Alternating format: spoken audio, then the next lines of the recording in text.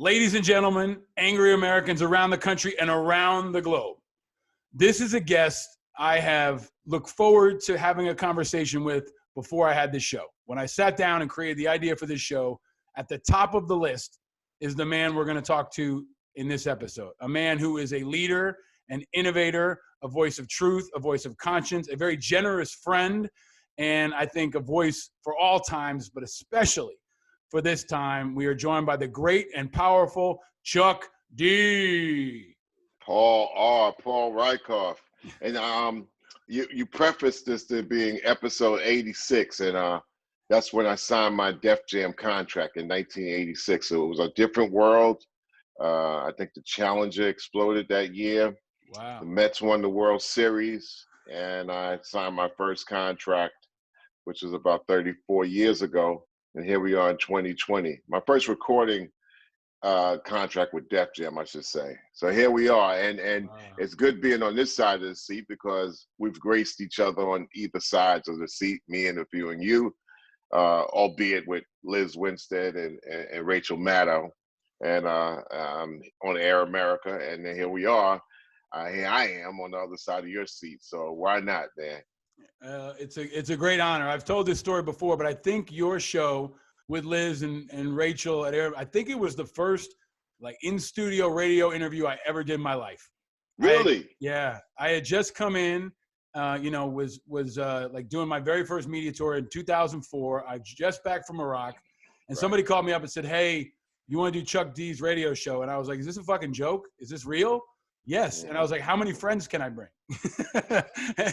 It was like, it was a real honor and a moment and something I always remember, especially because you were gracious, you were kind, you were so engaged. The whole crew was, but it also inspired me a lot, Chuck. I mean, you've inspired me throughout my career. You've been a great friend. You reviewed my book. You've been looking out for me in a lot of ways that I'm very, very grateful for. But, how it started really left an impression on me, and I want people to know that, and I want you to know how grateful I am for how it started with us. Oh, man, thank you. I mean, like I said, indirectly, you were Rachel's favorite, and you kept making returns. And I don't know how many times you've been on Rachel's show since he's been such a TV news superstar, but I always called her the Edward Murrow of what we were doing.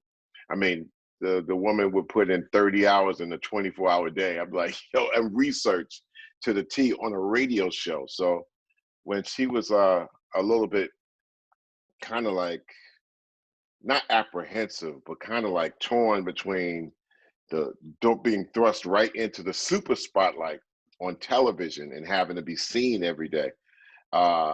She was a little ambivalent about it, but then we've come into the time right now where people in 2020, as a show that's also visual as it is audible, people listen with their ears. I mean, they listen with their eyes a little bit too much. They're listening with their eyes, which means a lot of them are not really listening at all, because what they see, is what they respond to. So you could throw something out there that's far from the fact, and because people will see it, they'll go chase it like a bone. And but Rachel got into that high level media with the same aplomb, the same ethic that she did on radio and many times before in print journalism and also radio. So that was an added plus to her attributes. And I added the musical cultural side, and Liz added the entertaining comedic side, and that combination on Unfiltered, was really fantastically groundbreaking. And here we are. You have your show, people watch, but also people listen. But sometimes people watch more than listen. Sometimes people listen more than watch. But the people that's checking you out, they're doing both with equal antennas up. So I'm glad to be on, man. Well, it's really an honor, and you've inspired a lot of what I'm doing. When you guys were in that, it was in Midtown. I remember there were wires hanging out of the wall. You had all these characters coming through. I had Mick Foley, the wrestler, on a couple of weeks ago. He was in the hallways. Now you've got Mark Maron and Rachel and all. You had a senator in Al Franken. All these people kind of popping out of there doing different things. But talking about Maddow, because I think she's so important for these times. You're a great eye for talent. right? And you supported so many people coming up when you saw them in the early days. Did you know, did you see that talent early on? Did you know she was going to be as big as she is now? Myself and Liz and people that actually brought Rachel in, they knew it from jump because of her work ethic. Her work ethic was 30 hours a day, like I said before, in a 24-hour day. After we would do the show, that's when, I mean, she would be in the office till like 8 or 9 at night, preparing for the next day. She was like Jordan in news, Yeah. And I used to always say, "Oh, there goes out Edward Murrow," But yeah, we knew that. I mean, without question. Without question. It's like when you see somebody and you see that ethic and you see that the skill that she also brought to the broadcasting table, it was like, oh, nothing could stop her. Nothing has stopped her. Nothing stopped you. I want to get through politics. Want to talk about music. Want to talk about everything happening in the world. And I'm really excited that you're with us at this moment. But I want to ask you a question, Chuck, that I've been asking all of our guests. Everybody's facing the pandemic differently, but we're all in it together. I think it's a really unifying time, but it's a hard time, and everybody's got a different viewpoint. So, Chuck, where are you and how are you? I'm on the planet Earth. I'm an Earthicist and I'm a culturalist. And I deal with the 24 time zones on the planet with people in every single continent over the 7 lands and the 7 seas. And right now, in this day and time, what had just happened in the presidential transition in the United States that we're still going through, we hope that this is a one world. And I'm a full believer that there is one world that we're dealing with. We don't know any world hereafter. We don't know any world before. We don't know if we can, although Elon Musk is sending people now, in outer space, but, we don't know of any other place that we can inhabit that will actually give us the same quality of life that we have here on Earth. So we take care of this place, the one rock, and figure this place out before we just destroy it. And so when things come up like climate concerns and that the United States detached itself from the climate concerns or the countries convening in Paris, right there, it tells you that somebody's at least drunk at the wheel. And at least, so if somebody's asleep at the wheel, you can kind of talk them and kind of pull the car over to the side of the road.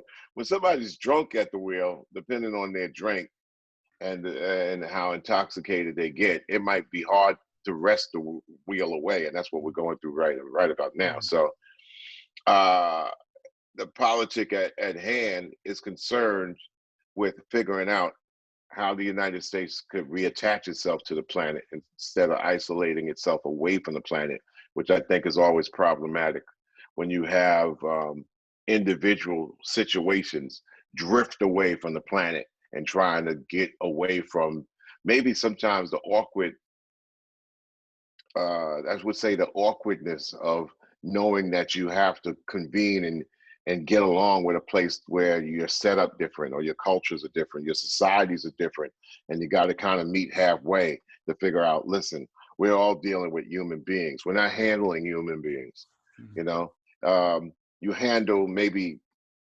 pets, you handle machines maybe before they actually end up managing you, but you don't handle human beings, you deal with human beings. And I think that's the best way I think government should be.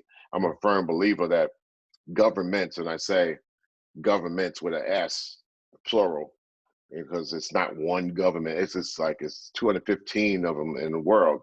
Governments could fall into being the cancer of civilization if they're not true, honest, and truly for maintaining this planet and its inhabitants. Culture likes to bring human beings together. Culture brings human beings together for our similarities and knocks the differences to the side. That's the beautiful thing of it being a communicable language of not just say, but also do.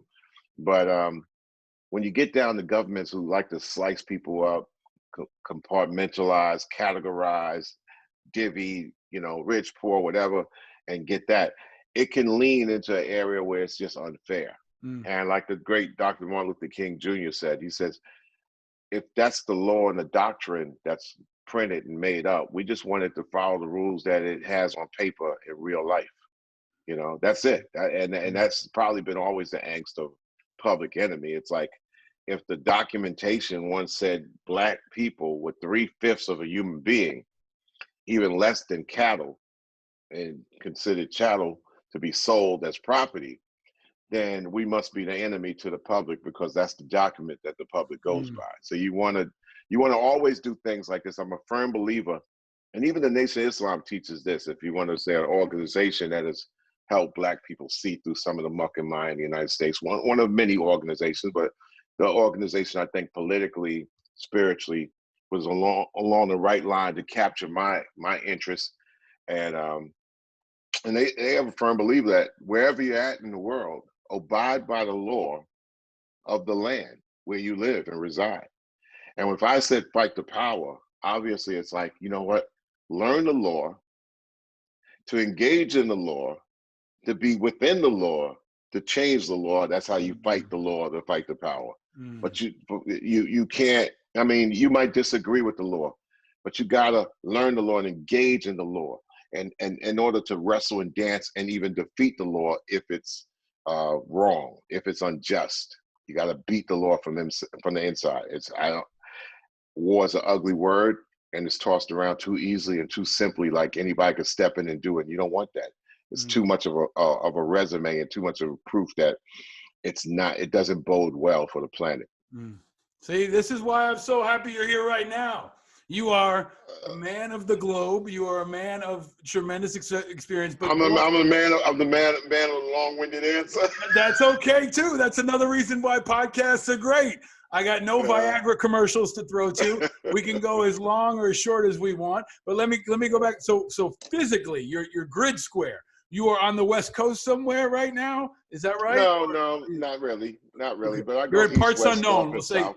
Parts unknown. You're in an undisclosed location. That's what I've been saying for the last couple of months since everything went down.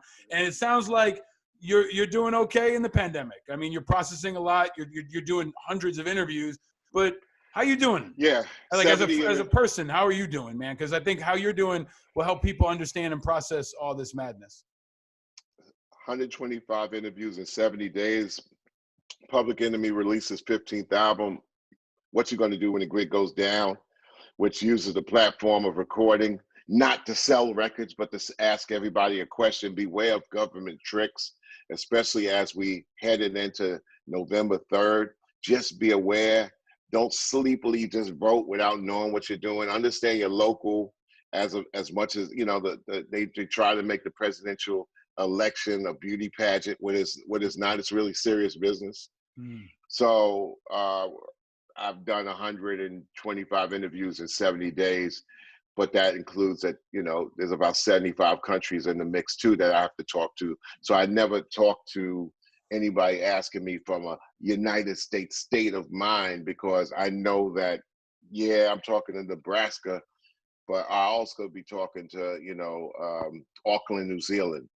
And I gotta be able to look at it from a humanist worldview on everything I do, instead of saying, okay, you know, like, man, there's something that's not going down in Southwest Arkansas that I'm not feeling. I mean, if you're talking to somebody from Kakistan, they're like, cool, but, you know, we got this thing over here. So I bypass governments with my discussion, because I say you want things to be right and just as much as possible to share this world. So I'm always in different coordinates, sir. And but I do more listening than talking. I really don't enjoy talking all the time. And now we're in the visual age where you have to be seen as much as heard, and sometimes seen talking, but that's what it is. So I know that I pick my points, and I understand that you're an owner to what you think, but you're a slave to what you say. So I don't know, it's a great lifeboat to get you out of waters that you can't swim in. So I mean, I'm doing well. I think musically and technically, I prepared for these waters 20 years ago, engaging myself on the internet. And Public Enemy is the first group in 1999 that released the album into cyberspace. Also knowing that it's twofold. One reason is that, you know, instead of me trying to sound like I was so smart, we knew that we had to go through a corporation in order to get to our fan base, who was a lot of the times the corporation wasn't in the country that we had our fan base. So the internet made the most sense. And it wasn't that, oh, I saw it coming, but the tree was leaning like this, because it's not like we're going to make Britney Spears records. We're not going to be pop icons and stuff like that. We're going to actually push a point of view that might be viewed as being outside the norm, you know, radical in many cases, just to push that point. So we knew that getting directly with our folks had to come another way, as opposed to the old way of, no, you release a record, hope that MTV loves you, hope that BET plays it, hope that you ain't got to remove a logo for a video, and you got to play the politics of distribution, which is, it is what it is, whether you like it or not. And I just said, well, there's another world that's being created now. It's already created, and eventually the real estate of whatever you might believe will be planted and distributed in that world in 10, 15, maybe 20 years. And we planted those seeds in 1999. So with all this that has collapsed in the citizens world, we've seen citizens cross over into netizens without the understanding of the rules in the netizen world. It's crazy, because you have people who now will make a mistake in the netizen world, i.e. cyberspace, but pay a citizen's price for it, i.e. probably go to jail. So your physical pays a price for a world that used to be like kind of frivolous and kind of like half imaginary.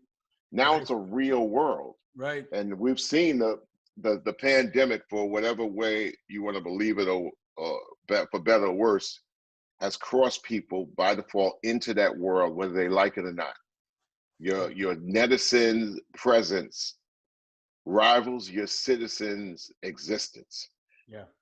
And this, you could kind of put things into that world that people will believe with their mind, bodies, and souls in their physical state.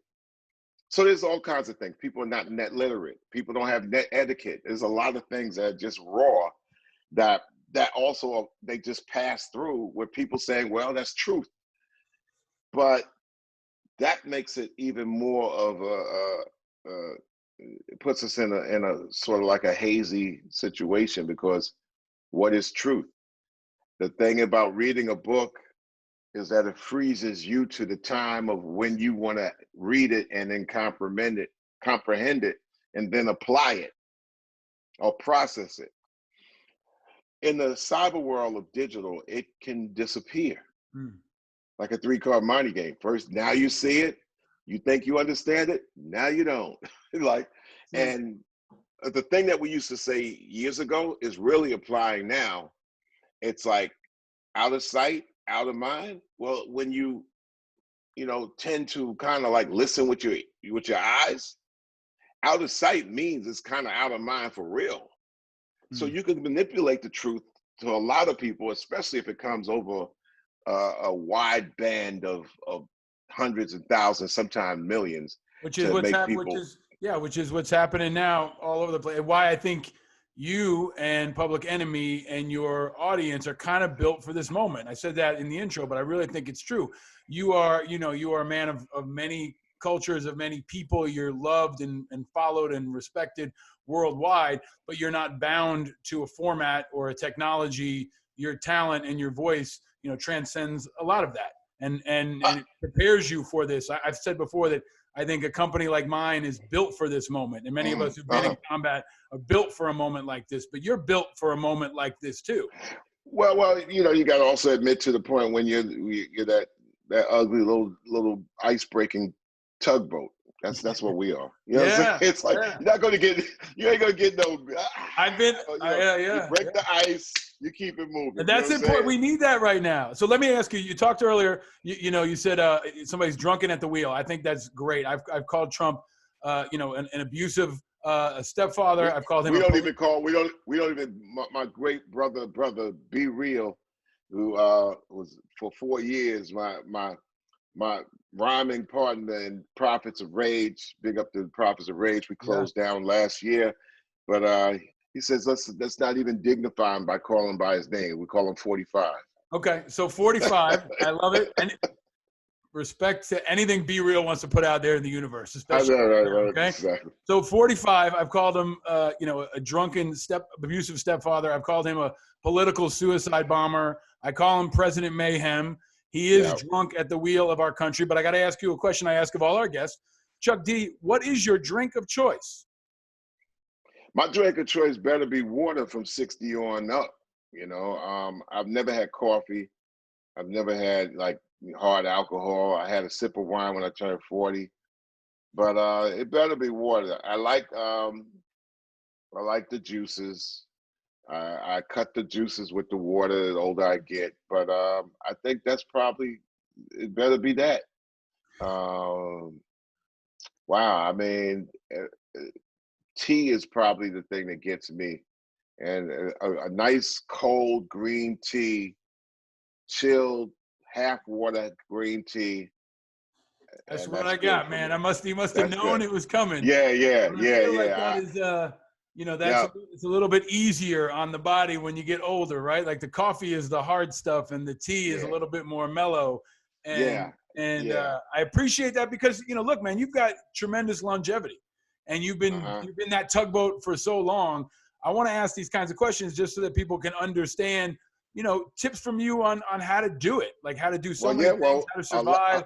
A lot of tips from you when you used to come to the radio station and used to talk about your workout regimen. And it was like, here comes Paul Rykoff up to the station, Diesel, and like square jawed, like, let's do this, let's get it popping, And he was very inspirational to me. I'd taken him to the stage, workout. I mean, we have a saying that, Public Enemy songs are very tough songs, so 30 years ago at 30, I'm like I'm really kind of like going at these songs, but also it can get the best of you. Now at 60, you have to kind of train. You gotta do things that you gotta train. You gotta be at the right weight. You gotta be at the right wind. We have a saying: if you don't do the songs will do you. There's no way out when you're up there, and you got to finish out. Especially if Prophets took me to a great physical level. Anthrax was the group that taught me. Rap music is not as throttled hard, even though we was the throttled hardest act at that speed and power. But okay, I remember the first time playing with Anthrax in '91. We go on tour together. We play Poughkeepsie, and we're all playing football. But at the sound check, after we sound checked it all, it's like, and I'm like, we're not, guys seem like not taking this serious. And Scotty and Charlie and Frank and whooped our ass the first night. And it wasn't, and people like, well, how are you going to compare the musics? You're doing this and they're doing that. But they're doing that with intensity, and we're doing this with lesser intensity. So we learned from them how to turn our intensity up on what we did, which was a physical test. And because, when the person comes, and remember those old days when people used to come in and see you? And be packed up tight in the crowd. I remember going to see you. I remember going to see Anthrax. I remember growing up in New York, and hearing about you guys before I even heard you guys, right? And it's just to see that collaboration. I remember that collaboration. And for me, it was like different worlds coming together that were so powerful and so important, especially growing up in the tri-state area, right? Because I remember talking to a kid once who told me he saw Anthrax through like a hole in the wall when they were practicing once. And he was telling people, he would pass around tapes, all that kind of stuff long before the internet could do it. But you guys, brought that intensity, but brought that work ethic, brought that integrity. And you always, represented that part of the country in a way that was unique and tough and spirited. But I want to ask you a question I ask of all our guests, going in that way back machine. When you were growing up, I guess on Long Island, right? Or wherever this point came, what was your first car? My first car was a 60. Well, my first car was a Chevelle. I never got it off the road. It was a 68 Chevelle. But first car I drove was a 68 Le Mans that I put a 69 grill on myself. So you would look at the front and be like, whoa, this is 69. But the back was a 68. And back then in the days, you had to do it yourself. You had to, if you had what you call a transmission leak. Mm-hmm. One time I had a transmission leak. Summertime, driving through Hicksville. Me and Keith Shockley, we worked at Hicksville Sears, changing tires. I left. I'm driving. Got a leak. I'm like, went under the car, took tar off of the road, and patched up the bottom of the tranny. And it worked for like 2 months, man. I patched it up. And, so you had to do that physically with your hair. I think it was the last era, the last generation of do-it-yourself teenagers or 20-year-olds before, you had to get, services to fix your vehicle, and where everybody now is inclined to pressing a button and getting the service. Back then, you had to do a lot of things yourself, because during R&B, what R&B is? Reagan and Bush. Black folks, they had no money, and we was definitely at the top of the list having no money. So you had to be resourceful. So that's what we were. So that's the first car. What color was the Le Mans? Blue. Yeah, what kind of navy blue? Navy blue, bro. Navy blue. Oh, navy blue. Blue. It was dope. Matter of fact, later on, I bought a Chevelle about 8 years later, and I shot pictures with the Chevelle. I bought it from where I bought. I thought I bought it from Floral Park or somewhere, and drove it down to Atlanta. And so that's a Chevelle that people see me with, but that's like the same Chevelle I had, but I bought another one. I never got the first Chevelle I bought off the road. And then people think I never got it on the road. People thought I had a 98. I never really drove the 98. My brother kind of took it and snatched it, and I don't know what he did with it. But I'm known for making the first love song for a car in hip hop, and it was called "You're Gonna Get Yours." My 98, but I never had a 98. But I did have a 98, but I never really got it working right. It was really an homage to the 98 Posse, who a bunch of banditos in Long Island who came and protected our gigs, but they were all in 98s. They were like thugs in 98s, and they used to do things like cut off the Parkway. If somebody came out to Nassau County and wanted to start up, they would be like, well, they only got one way out of here, to go back to Queens and Brooklyn. And that's how tight the 98 Posse were. My wife is a daughter of Long Island, and anybody who grew up in Long Island and is gonna love hearing that answer. And I love, the resourcefulness that you talk about has driven you through all of this. The grittiness has driven you through all of this. The creativity has driven you through all of this. Here we are, right? This election has happened. Chuck, it's a couple weeks out now. Trump is fighting the results. It looks like he's going to fight the whole way out. What is your breakdown of the election? What do you take away from it, and what do you see coming forward? Well, I think in my own opinion, people kind of saw this coming because, 45 already put hints out there that it was going to be crooked. It was not going to go in his way, and beware of this out there. He clearly was told that because of this year, what will be accelerated was the mail-in voting. I voted mail-in. I did that also the last time, but I voted mailed in, and so many people in the United States of America had done that. He saw it coming. I think he probably was caught by surprise that he didn't have more mail-in votes. And I think that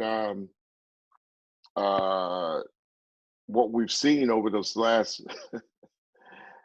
come on, it's the actions of a kid that played on the baseball field. He pitched, somebody hit it out the park, and he starts crying and says, "I'm gonna take my ball in the mitt home and F y'all." It's like you don't expect this type of behavior out of your kids. That's right. I mean, and it's one thing sports gives us. It's like although I think the voting process in the United States is a little bit on the primitive side, I don't always think that more is better in anything.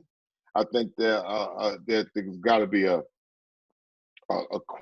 quality thing as opposed to quantity, but it is what it is, and that was the rules.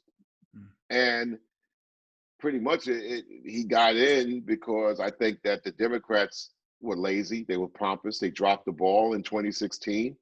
They offered no upgrade from the incumbent, president that was leaving, President Obama.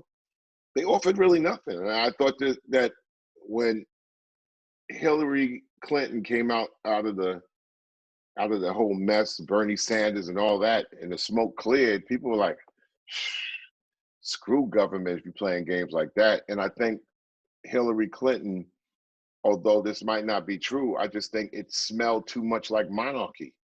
And people don't want a monarchy. No matter how way you put it. It's like, yo, you was the first lady. Now you don't be the president too. It's like, I understand you're the first woman who's going for it, but that it wasn't enough. And then small things like she wouldn't go and what they call it, stump out in some areas. She was, like, I mean, just kind of in a comfortable position. Yeah. Took it for granted. I don't think, life isn't anything you take for granted. Saying that somebody's running for president is something that I think is probably the most derogatory thing that you could say towards a citizenship or citizenry, because it ain't a game. Mm-hmm. It's not only is it a full-time job, it's an overtime job. Mm-hmm. President Obama is younger than me. You see how much they aged him, putting 20 years into 8 years? Yeah. I knew that President Obama wasn't going to come in like the Messiah and Jesus to save the world. It allowed me to buy the time to think as a world citizen. Okay, diplomatic situations are okay here. I'm going around the world, spending half my year outside the United States. I don't want to be trekking through precarious world zones based on somebody who might be drunk at the wheel. So when it came down to 2016, like, what's going on here? Because it affected, and I'm not saying it's about me personally, but it affected my way of world thinking, world life. It affected me in a whole bunch of different ways. So I just thought that when you see celebrities think that I'm gonna do the job and just raise their hand because they're famous or infamous, it's the worst thing you can have, man. Because I mean, I shouldn't even name the celebrities that said they was going to run for president, but are you kidding me? Mm-hmm. You're not used to working your job. How you going to work for other people? Like, yo, Chuck D for president. That's the craziest thing anybody could ever tell me. Especially at 60. How about I don't want to. There's no way. How about Chuck D for mayor? Maybe we need a new mayor, Chuck. We need hell to the no, Paul. I'm like this, man. I'm in music and culture for a reason. I wouldn't mind being a cultural ambassador because that's what I believe in, man. That's what I believe in. Quincy Jones been trying to become a cultural ambassador. That would be great for like 40 years, and they don't get it. But I'm not to cut you off, Paul. It's like that you have to take something like that serious, because when you go into you have to be a servant of the people 24 hours a day, man. It ain't for 4 years, man, or 2 years. Man, it ain't a thing like, oh yeah, I just want to be that because I want to be the most watched, most powerful person in the region. That's the craziest thing I've ever heard. I totally disagree with any celebrity being in public office. I totally disagree with high office officials being over 65 years old.